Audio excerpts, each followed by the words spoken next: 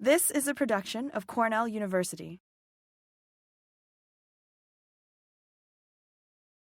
Thank you, Bryce, and thank you to the grad students for the invitation. It's been a whirlwind, I have to say that, but it's been pretty amazing. Great to get to meet with faculty and even more so to be able to meet with the graduate students. It was really quite fun. Very impressed with a lot of the research that you're doing and appreciate the time that you spent sharing lunch and drinks with me last night. So thank you very much. So what I'm going to do is tell you a little bit about some of the research that we're doing in my lab, and we're really focused on how leaf traits, biochemical traits and anatomical traits influence photosynthesis. And most of the work that I'm going to tell you about is work that we've been doing in grasses, particularly C4 grasses, with a little bit of work in non-C4 systems. So if you want to know more about rubisco, you should ask Laura or Maureen, but generally what we work on is aspects related to how effective a leaf is in terms of taking up carbon dioxide. So as you know, rubisco takes up carbon dioxide during photosynthesis or the initial stages of photosynthesis, and that this reaction is competitively inhibited by oxygen, and there's a lot of oxygen in the atmosphere, which is good for us, but it also leads to high rates of oxygenation or interaction of rubisco with oxygen. And this decreases the rates of CO2 assimilation in many situations. Terrestrial plants have a photorespiratory system where they are recycling some of the initial products of this initial oxygenation reaction, which would otherwise be toxic to the plant. And so this photorespiratory pathway is essential for most terrestrial plants to minimize the accumulation of this toxic intermediate and to recycle carbon back into the Calvin-Benson cycle. And if we look sort of at the relationship between how much carbon dioxide is being taken up versus how much oxygen is reacting with rubisco, and that's here on the y-axis. Hold on, let me get my lightsaber. So on the y-axis, there's the relationship of photosynthesis and photorespiration, and this is strongly influenced by the temperature that photosynthesis is occurring at. So higher temperature leads to greater rates of photorespiration relative to photosynthesis, as well as the CO2 that is available to rubisco, right? And when we talk about this, we have to think about not what the CO2 concentration is in the atmosphere around the leaf, but what is the CO2 concentration at the site of rubisco, which is happening deep within the leaf oftentimes and within a chloroplast. And so there are a number of factors that influence the ability of carbon dioxide from the atmosphere to get into this photosynthetic organelle. And so the CO2 in the atmosphere surrounding the leaf, these are in pascals, but if you want to think about them in ppms, this is about 400 or so parts per million, or about 400 microbars. The CO2 that's in the atmosphere is significantly higher than what's available to rubisco inside the leaf, and that's because there's a number of basically resistances that decrease the availability of that CO2. So it's not really that easy for CO2 to get from the atmosphere around the leaf into the chloroplast where photosynthesis or that carboxylation reaction is occurring. And there's a couple of things that I just want to point out that we'll talk about more. So there's boundary layer conductance, which is sort of above the leaf surface. What we'll spend a little bit of time talking about is stomatal conductance and the influence that the stomata have in terms of regulating how much CO2 gets into the leaf. But once that CO2 is in the leaf, it still has to find its way into the chloroplast. And there's some additional resistances that are associated with the CO2 moving from the airspace inside the leaf into the chloroplast. And so we oftentimes refer to that as the internal conductance of CO2 or mesophyll cell conductance. But the point is that the CO2 that's available outside the leaf versus what's available at the side of the chloroplast or the side of rubisco is significantly lower. And of course, this is going to vary or depend on these factors here. The conductances, the ones that are maybe most dynamic are stomatal conductance, which obviously responds quite dramatically to drought. And there's also some evidence that that internal or that mesophyll cell conductance is also dynamic. So most terrestrial plants are relying on simple passive diffusion of CO2 from the atmosphere getting into the chloroplast.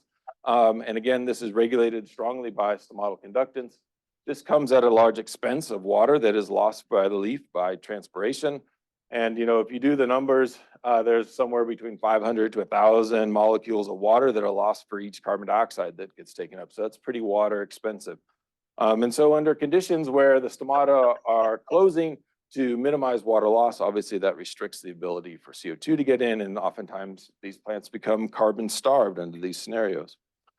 To overcome some of that, there are a number of plants that use a carbon concentrating mechanism. And I'm going to talk about a spatially separated carbon concentrating mechanism. These are C4 plants that use basically two cell types or sometimes spatial separation within one cell, but I'll talk about the two cell type C4 plants here, where rubisco has been compartmentalized relatively deep within the leaf around the vasculature. We refer to these as the bundle sheath cells, where rubisco has been compartmentalized. And instead of rubisco being the first carboxylation reaction, there is PEP carboxylase that is taking up inorganic carbon in the form of bicarbonate, generating C4 acids, right? Hence the name of C4 photosynthesis, that then diffuse to the bundle sheath cell and are decarboxylated there. And that then elevates the CO2 around the bundle sheath, or within the bundle sheaths and around rubisco, to increase the rate of carboxylation. And for most intents and purposes, the rates of oxygen uptake are relatively low, or maybe non-existent in a C4 plant. All right, so pop quiz on the metabolism on C4 photosynthesis. Just want to use this to highlight the fact that there's a lot of diversity. There's a lot of biochemical diversity when it comes to C4 photosynthesis and how it operates. And so this is an ever evolving field, actually. The more diversity we look at in terms of which plants are doing C4 photosynthesis, the number of ways in which the C4 CO2 concentrating mechanism operates is becoming more and more diverse as well. That being said, there are some key enzymes that so far are ubiquitous across C4 photosynthetic plants that drive the carbon concentrating mechanism. And today I'm going to focus on a couple of these enzymes. So carbonic anhydrase is a key one. The role of carbonic anhydrase is providing the substrate for this enzyme PEP carboxylase, or phospholynyl pyruvate carboxylase. PEP carboxylase reacts with bicarbonate. It doesn't interact with CO2, and it doesn't also interact with oxygen, right? So it's oxygen insensitive. And it takes this 3-carbon compound and uses this bicarbonate to generate the 4-carbon compounds that initiate the carbon concentrating mechanisms. So CA and PEP carboxylase so far are ubiquitous across C4 systems. Obviously, rubisco is important, and then regenerating this phospholynyl pyruvate is also appears to be a pretty ubiquitous process across C4s. So we've been focusing on really this initial reaction that drives the CCM, the carbon concentrating mechanism in C4 plants. And so this initial reaction is driven by the enzyme PEP carboxylase. And so there are a number of factors that are going to influence the activity and the efficiency of this initial step of the reaction.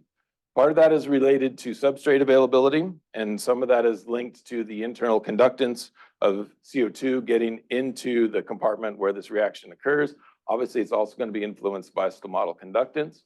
It's also going to be influenced by the capacity of carbonic anhydrase to generate bicarbonate from CO2. And it then also is going to be influenced by the capacity of PEP carboxylase to drive this catalytic reaction. And so this is going to be influenced by how much enzyme there is, the turnover rate of the enzyme, and as well as the enzyme's affinity for its substrates. And so all of these factors are influencing this initial step of the C4 pathway. So a lot of what we do in our lab is we measure rates of CO2 assimilation. So we're clamping a leaf into a chamber and measuring the flux of CO2 and water between the leaf and the atmosphere. So I'm going to show you a number of graphs that kind of look like this. On the y-axis, we're looking at the net rate of CO2 assimilation. And then on the x-axis, we're looking at the intercellular CO2 concentration, or how much CO2 we think is available inside the leaf. We can try and use some more sophisticated ways of looking at what is the CO2 concentration at the site of carboxylation. This gets at that internal conductance, and we'll talk a little bit about that in a minute. But you can see that C4 photosynthesis responds quite strongly to CO2. So a small change in CO2 concentration leads to a rapid increase in the rate of C4 photosynthesis. Again, this is sort of where atmospheric concentrations are, but if you look inside the leaf, it's somewhere probably down here. So C4s are typically operating somewhere around this inflection point. And the areas that we're really interested in are what are the factors that influence this initial slope of this response curve? Because this is sort of the scenario where even in a C4 plants, when stomata start to shut down, the CO2 availability to them becomes reduced. And so we're trying to understand, some of the biochemical and some of the anatomical, the structure of the leaf factors that influence that initial slope. So a very simple Michaelis-Menten equation is another way to sort of define this or describe this. BP describing the rate of PEP carboxylase. Substrate availability in terms of bicarbonate is really key. That's going to be influenced by stomatal conductance, internal conductance, and then carbonic anhydrase. And it's also going to be influenced by some of the kinetic properties of the enzyme. That's bicarbonate affinity as well as the turnover rate of the enzyme and how much enzyme there is. All right, I'm not going to go through that again. We've spent a fair bit of time trying to break C4 photosynthesis, right? And that's, it's always easier to unengineer something than it is to engineer something. But we wanted to know in collaboration with others, how does the role of carbonic anhydrase influence C4 photosynthesis? And so we've used some maize lines that have different levels of carbonic anhydrase. This was in collaboration with a colleague at the University of Illinois, Tony Studer. On the y-axis, we have the rates of carbonic anhydrase that we measure in leaf extract, and these are a couple of different genotypes. And I just want to highlight the fact that there are a number of different isoforms of carbonic anhydrase in C4 plants, and you can remove some of them, and you see very little change in carbonic anhydrase activity. You remove 2 of them, you get quite a dramatic drop in the CA activity. And if you remove 3 of them, you basically reduce the CA activity almost to none. When we do the gas exchange, it was kind of surprising what we saw, at least under these type of conditions. So assimilation rate again on the y-axis versus CO2 availability on the x-axis. So when you go from wild type to about 6% of wild type, essentially we see very little change in the rate of CO2 assimilation. There is a slight shift, and you'll see more about this in a second, in the initial slope of this response curve. But overall, these plants under these conditions don't seem to be that affected by this rather large change in CA activity. However, if you get down to really low CA activity, essentially your photosynthetic rates almost diminish to 0. So CA is, at least in this plant, playing a really important role in the CO2 concentrating mechanism.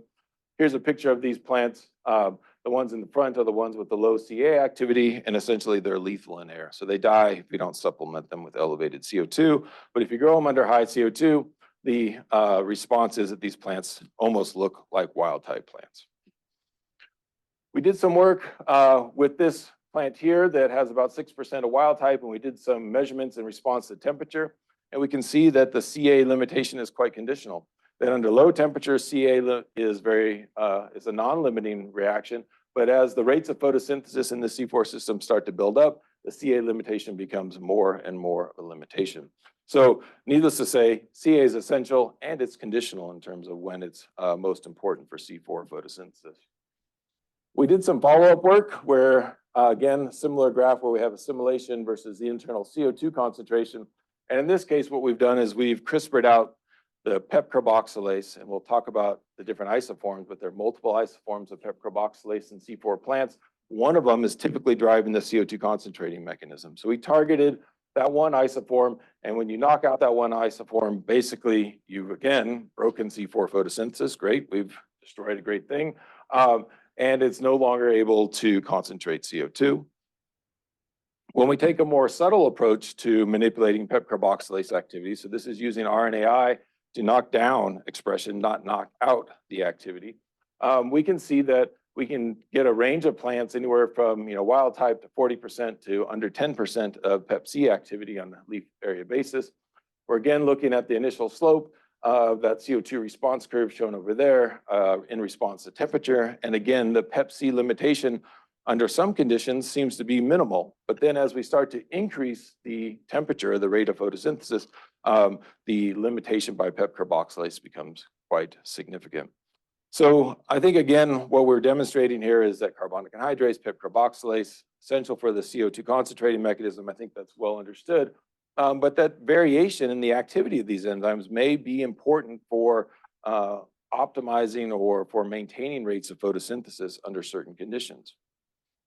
And so this is where we kind of jumped off of looking at model systems and maybe jump back to looking at natural diversity across C4 systems. So here's a species tree of the angiosperms. And of course, you can't read much of this, but I just want to hopefully point out a few things. One is that there's a couple of lineages that are colored in red throughout this, this distribution. And these are independent origins of C4 photosynthesis. So C4 photosynthesis is a strong example of convergent evolution. So across the angiosperms, there's at least 60, we think, 60 independent origins of C4 photosynthesis that are using some form of biochemistry and anatomical traits that are driving this carbon concentrating mechanism. We focus not exclusively, but a large part in the grasses up here, and it says about 18, but this is a dated manuscript. This is back in 2011. There's more like 20 or 25, maybe independent origins in the grasses.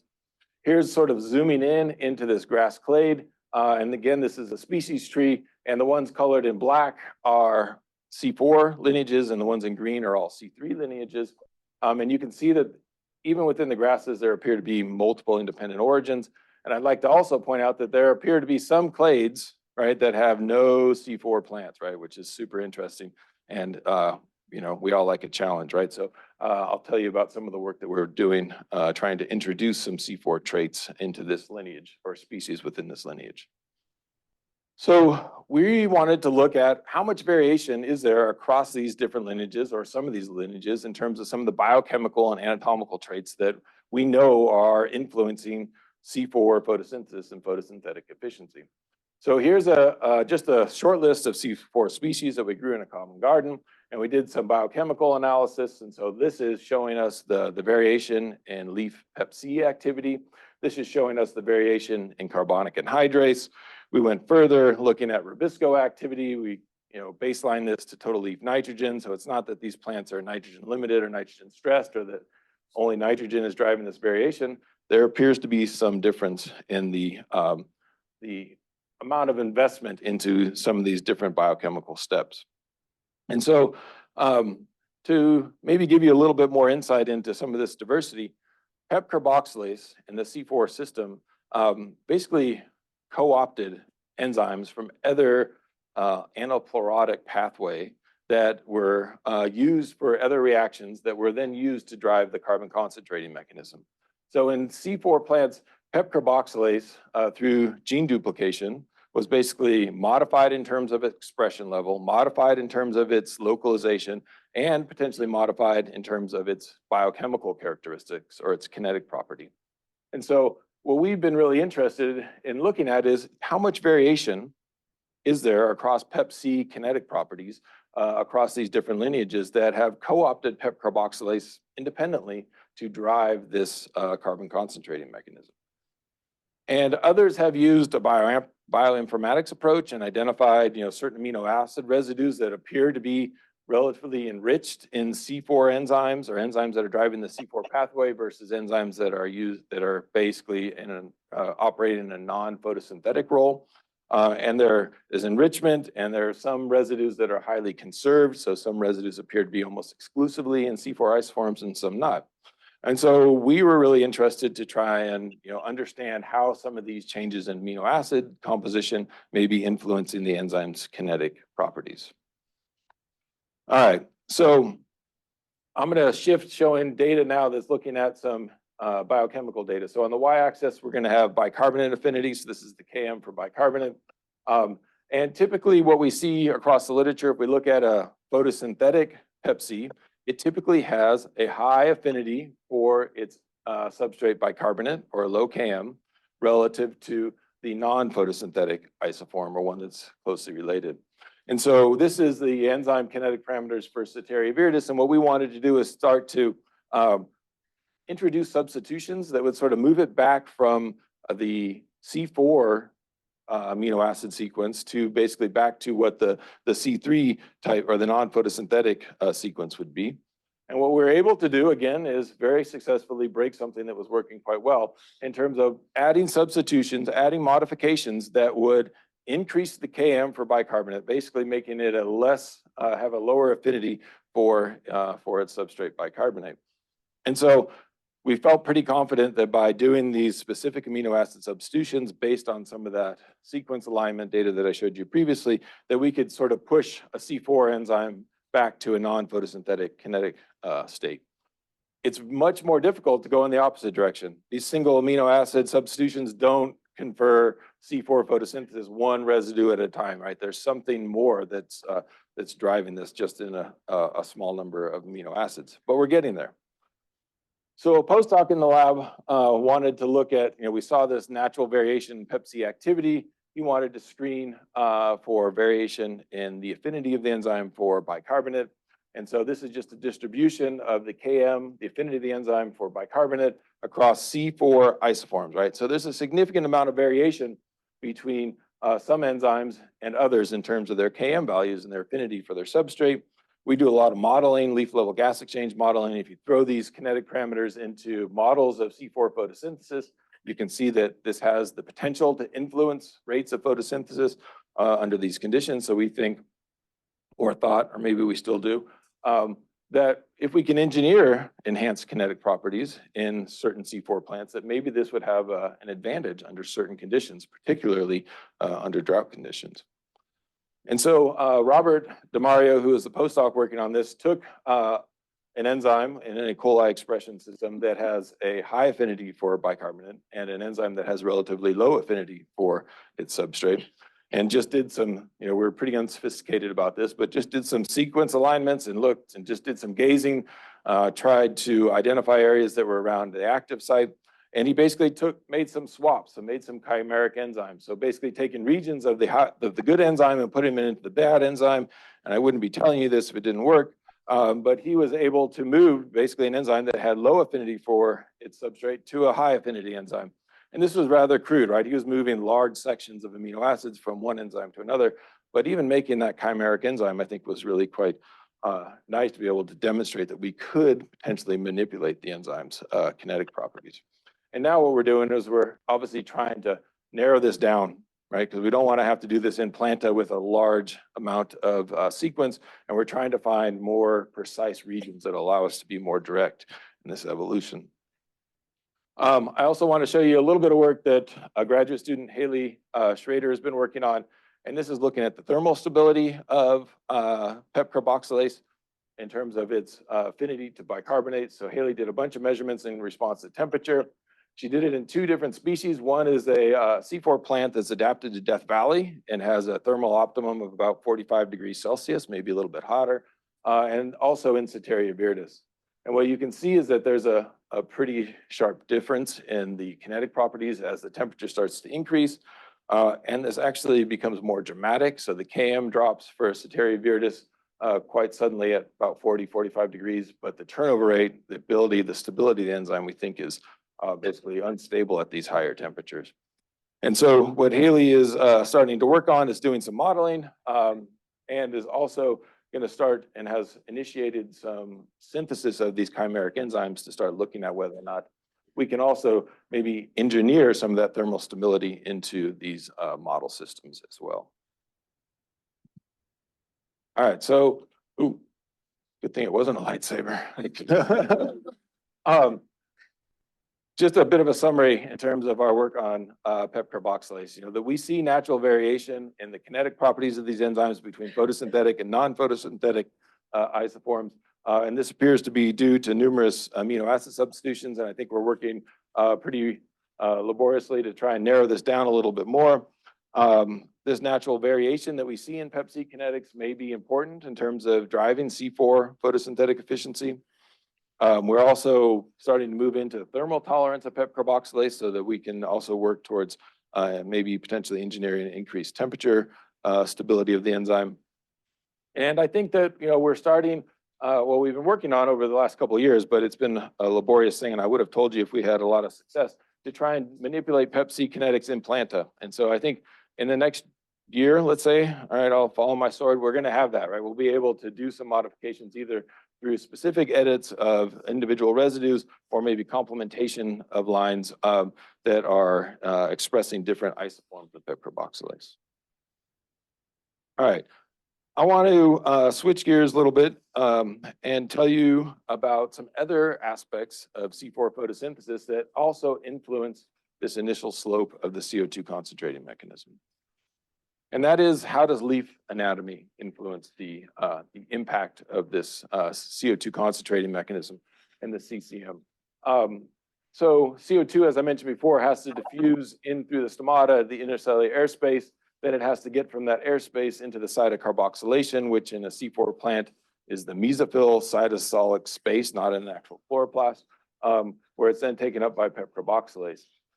And so there's a number of anatomical traits that can influence how effective this CO2 can move into the site of carboxylation.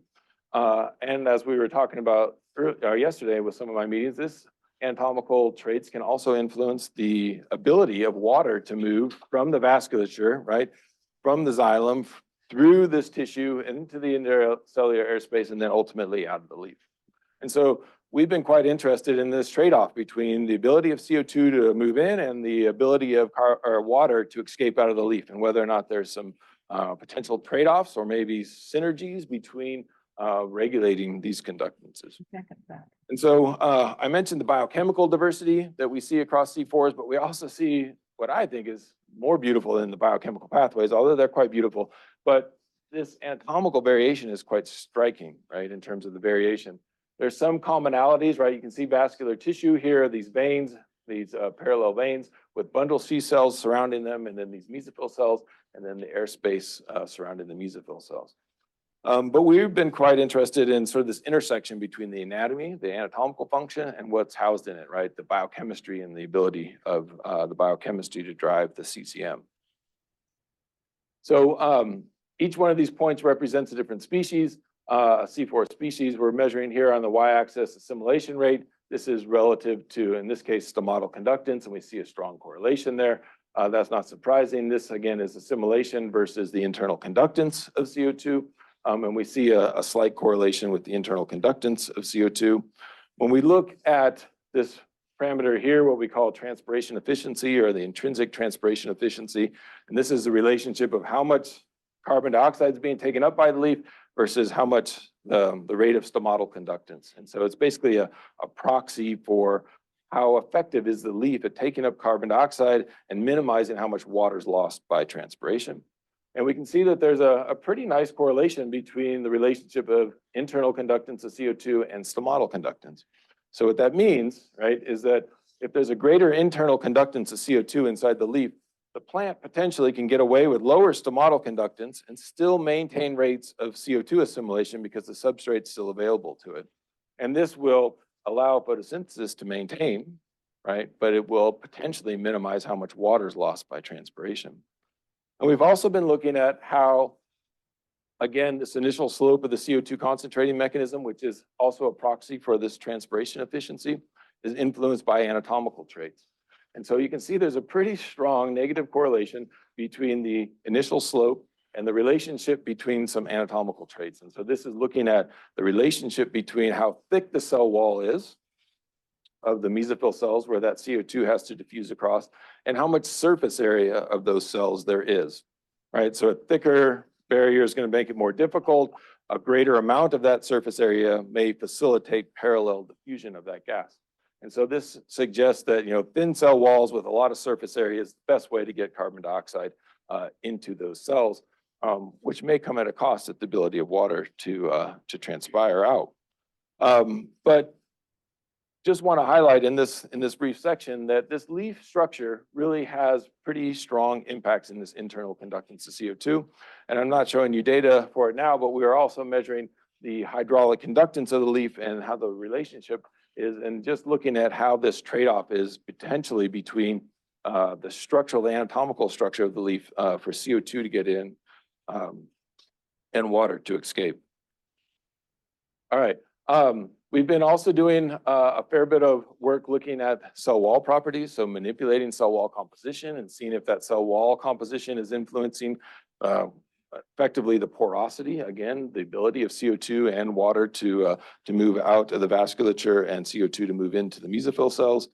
But we think that these anatomical traits that we've been looking at in these natural diverse populations, right, is a trait that can be used to screen across natural variation in breeding populations. And we've been doing some work where we're either using large-scale phenotyping systems to look at whole plant water use efficiency across mapping populations, or using carbon isotope composition as a proxy for some of these traits related to how much biomass is being produced relative to how much water is being lost, to screen for variation in breeding populations to see if we can start to identify some of the controls of the trait variation. All right, so the last thing that I want to talk to you about is this potential trade-off and potential benefit of C4 photosynthesis. So maize, right, is a C4 plant. Obviously, some of you in the room work with maize. Sorghum, another key agronomic plant that is driven by C4 photosynthesis.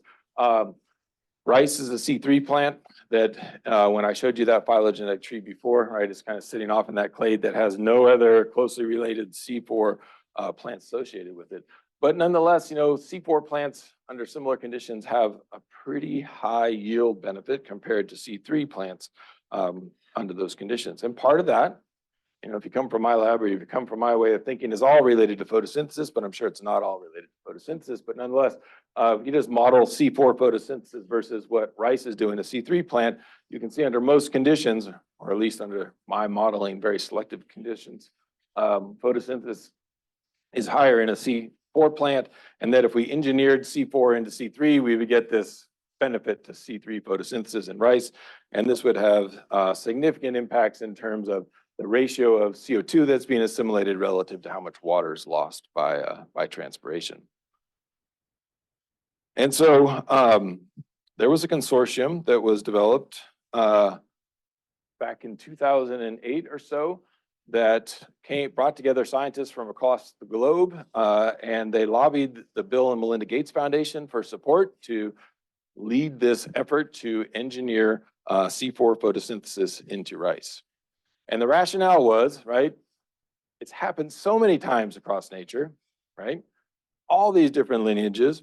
There's really beautiful examples, if you look closely enough, of this transition from C3 to C4 and a lot of intermediates. And you can even map it onto a fitness landscape where saying there's all these nice transitions going from C3 photosynthesis to some of these intermediate steps, and that all of these are going to lead to greater fitness, right?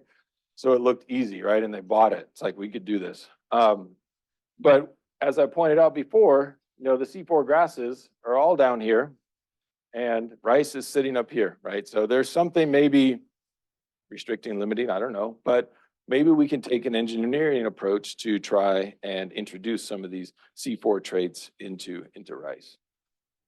So this is chlorophyll autofluorescence of a cross-section of rice up here. This is Ceteria viridis, which has become our model system and many model systems for C4 plants.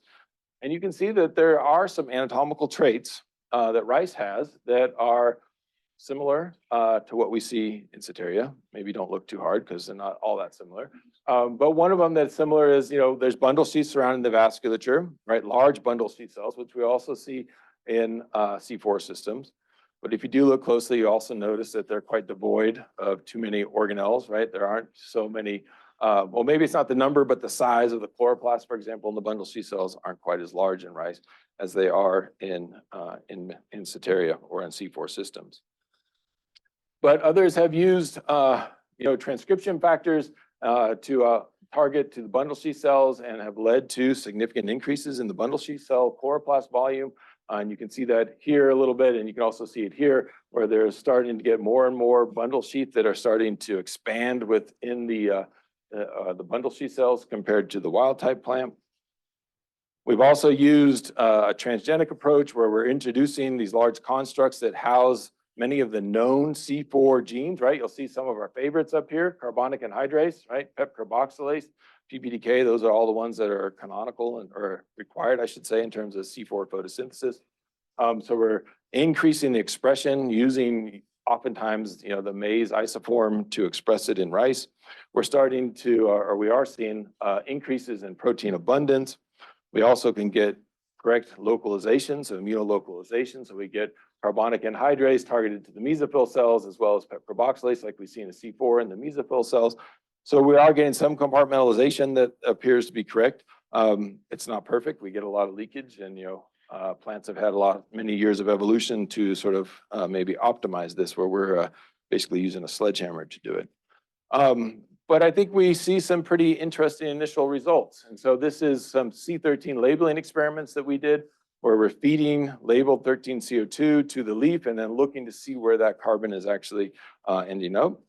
And just want to highlight the fact that what we're seeing is we're starting to see flux into the inorganic acids, right? The C4 compounds that initiate this carbon concentrating mechanism. And this is a paper that came out in 2021. So we've, I think, advanced this quite a bit. So we're seeing carbon moving into the organic acids. What we're not seeing, at least initially, we weren't seeing too much flux of that carbon going into Calvin-Benson cycle. So we're not seeing basically decarboxylation and labeling going into the Calvin-Benson cycle. But data that we are generating now is starting to actually move labeled carbon from these organic acids into intermediates within the Calvin-Benson cycle. So I think we're making progress in that area as well. So I think, sort of the key take-homes of this is we're learning a lot about how C4 photosynthesis functions and operates by studying, introducing C4 traits into rice.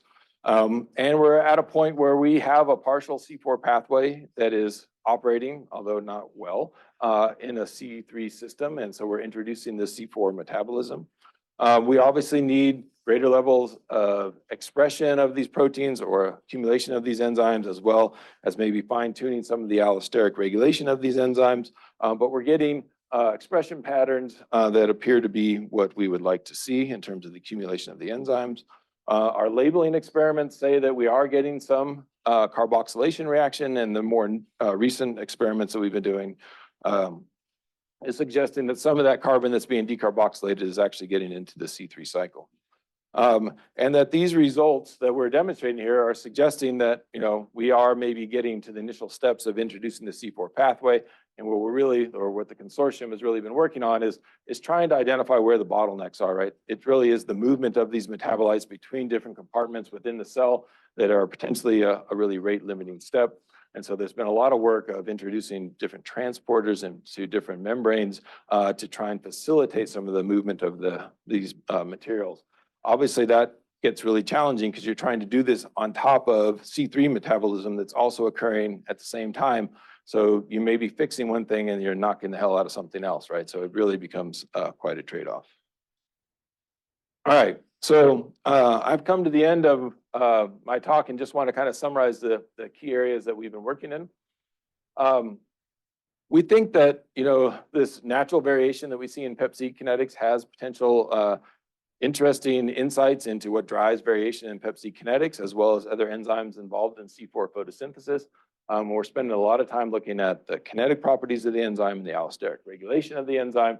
And one of the goals is, well, can we use this to increase photosynthetic efficiency in C4 plants that are agriculturally relevant? Anatomical traits, we also think are really quite important for influencing this relationship between how much carbon dioxide is being taken up relative to how much water is lost by transpiration. And we've been working on modifications to cell wall properties and leaf anatomical traits to really try and identify what is driving this relationship, but also to see whether or not we can minimize how much water is lost relative to CO2 uptake. And then just sort of maybe an optimistic pitch that, maybe we're moving into an area where technology is changing so dramatically that we'll be able to use and leverage some of this technology to implement this into crops, right, that are relevant. And, the Gates Foundation is one organization that has been very supportive of this type of efforts. And I think that in certain areas, they're going to continue to be supportive of pushing this type of research. So with that, I just want to acknowledge all the people that did the work. So this is a snapshot of mostly current, but a couple of former lab members. I showed a fair bit of data from a former postdoc, Rob DeMario, and Varsha, as well as a former postdoc. She did a lot of the gas exchange measurements. I showed some data from Haley, as well as Ryan Wessendorf and Joe Crawford. And so with that, I'd like to thank you for your attention. I'd be happy to answer any questions.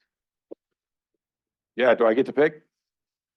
All right, go ahead. It's probably a naive question, but have we seen any examples of reversion back to C3 from C4? And it seems like if so, that would be a good indicator of some of the enzymatic and anatomical.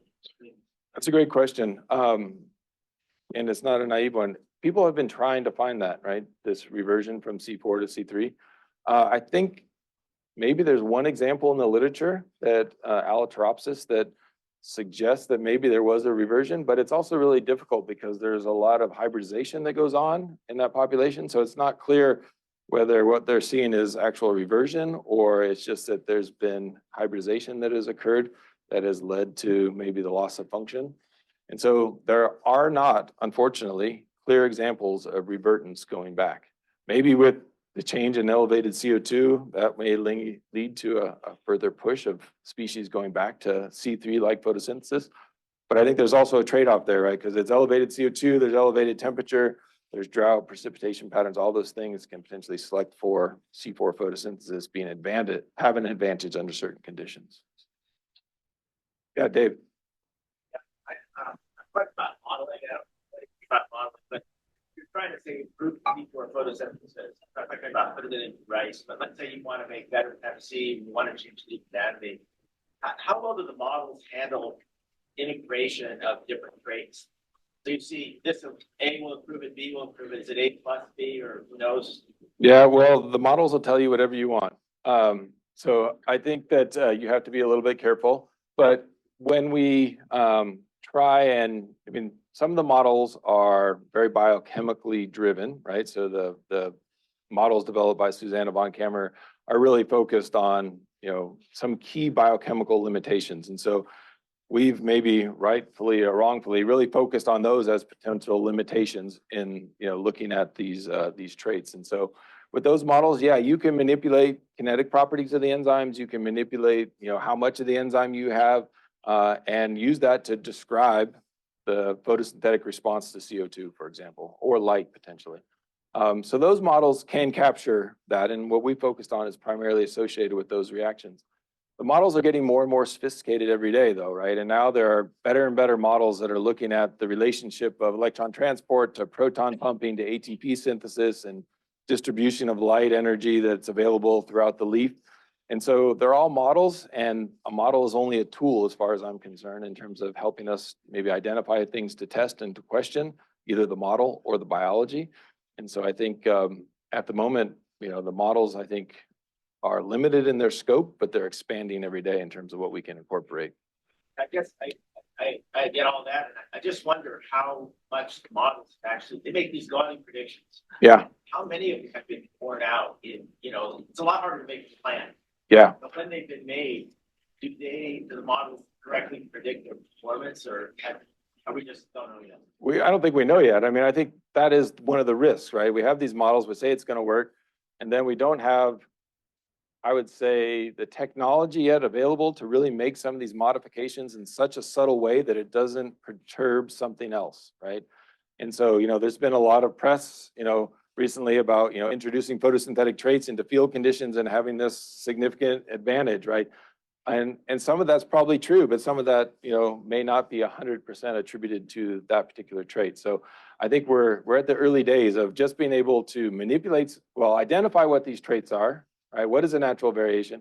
And then try and engineer those into model systems, and then to be able to test them outside the laboratory or outside the greenhouse, the growth chamber. But I think, one, place that we might, hang our hat a little bit is that the models do somewhat okay in describing some of the natural variation that we see, and so like the models that are related to, this initial step of the reaction of the carbon concentrating mechanism, we can see lots of variation out there in terms of, these components of the step or the pathway.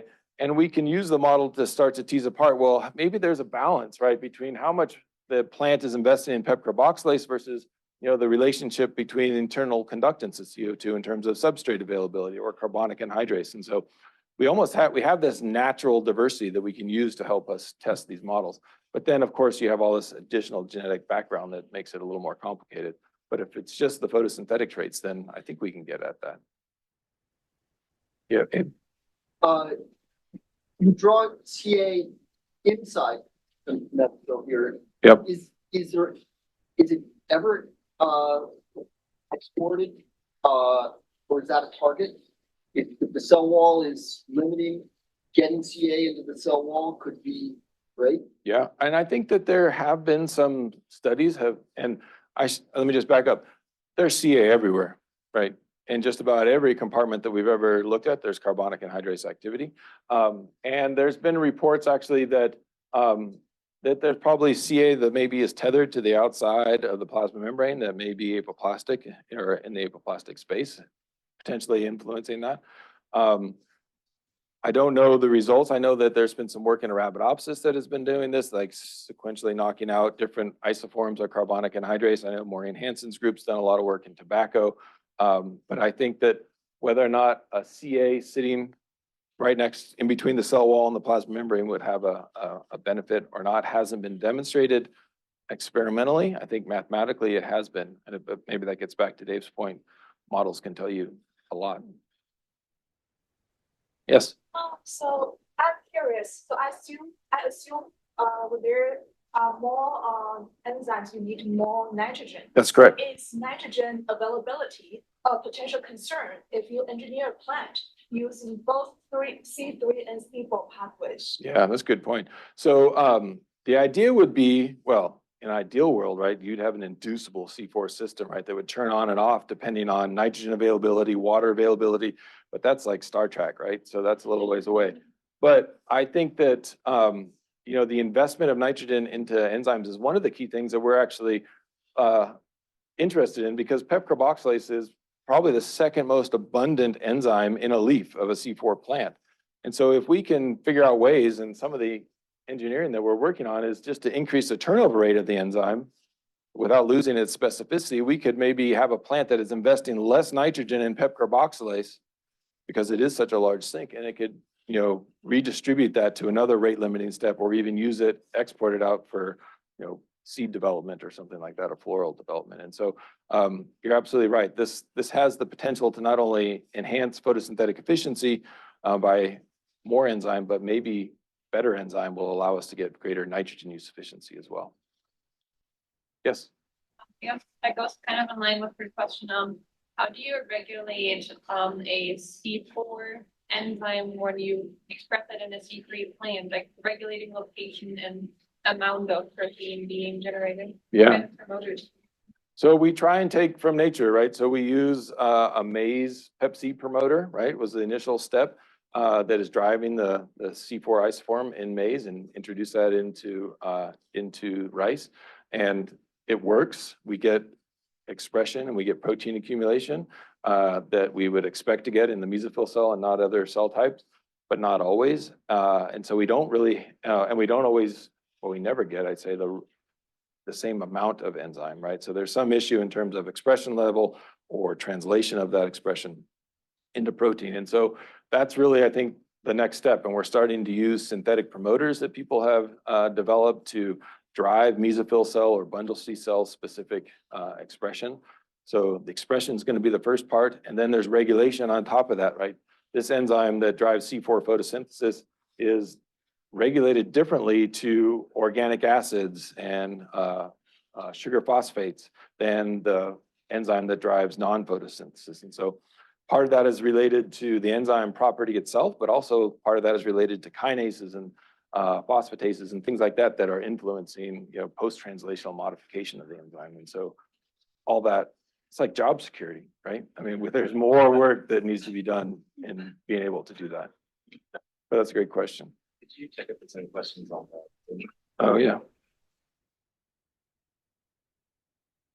All right, there's a question that says, where do I stand on the debate that improvements to photosynthesis on the enzyme level may not scale up to meaningful improvements or sustainability or stability, I should say, such as biomass and yield and crop yield? In other words, would you invest a large stake in a startup focused in improving photosynthesis? I do have my wallet with me, but I do not have a whole lot of money in there. I think people are trying, right? I'm not sure that it's been proven that this will work, right? But I think, I don't think we have enough data points, to be honest. And so I think once we're able to hopefully translate some of the biochemical work we're doing with the initial steps of the engineering, that will allow us the opportunity to test whether or not we can translate these modifications. And so, I'd be skeptical if there's like one silver bullet that's going to fix all of our problems. But I think that if we can use some of this accumulation of increased efficiency, and there are ways I think we can increase photosynthetic rate in C4 plants. But I think more it's going to be resource use efficiency that is going to be the key, right? In terms of how much carbon dioxide can we take out relative to how much nitrogen, right, that's being consumed by the plant relative to how much water that's being lost by the plant. So I'm not saying we're going to be able to do it, but if I didn't think we had a shot, I probably wouldn't be standing in front of you saying or telling you about the work we're doing. I think that's the only one. All right, let's thank Asaph. Thank you.